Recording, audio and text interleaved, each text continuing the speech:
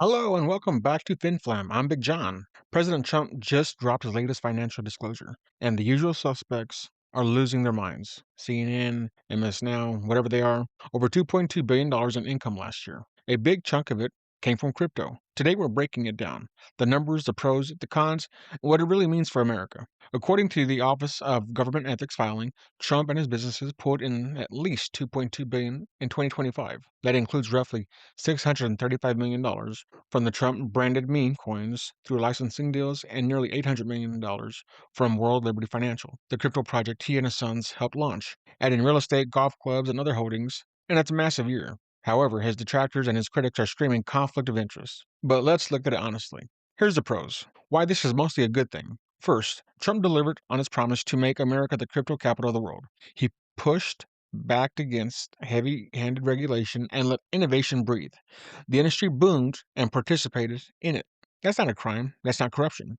That's capitalism. Second, crypto aligns with core libertarian principles, decentralized money, sound alternatives to fiat currency, and less control by central banks. Seeing wealth created through voluntary market transactions instead of government favors is exactly what we should want.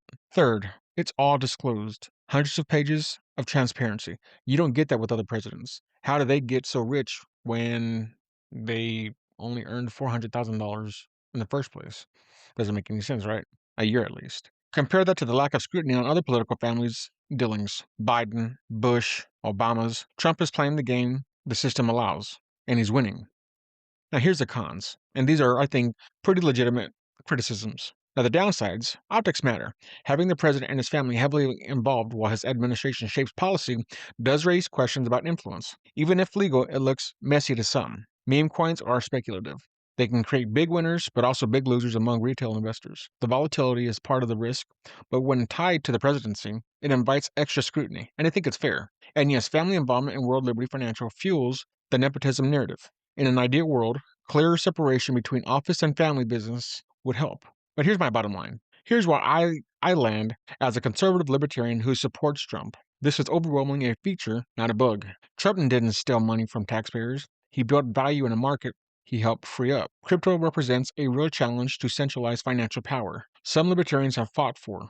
Hashtag Ron Paul. The fact that his brand succeeded alongside pro-innovation policies is proof the system can work when government gets out of the way. The attacks from the left are mostly sour grapes for people who hate successful entrepreneurship and want to punish anyone outside their control. We see this all the time. Sure, the optics aren't perfect, and smarter separation would be better, but compared to the alternative, a Washington that keeps growing government power while lecturing the rest of us about ethics, I'll take Trump making money through crypto any day. It shows he's walking the walk on making America competitive again in the digital age. What do you think? Is this free market success or is it a problem? Drop your thoughts in the comments. Head over to finflam.com for the full article and subscribe to more unfiltered takes. This is FinFlam and Big John, where the stories of the days are ours.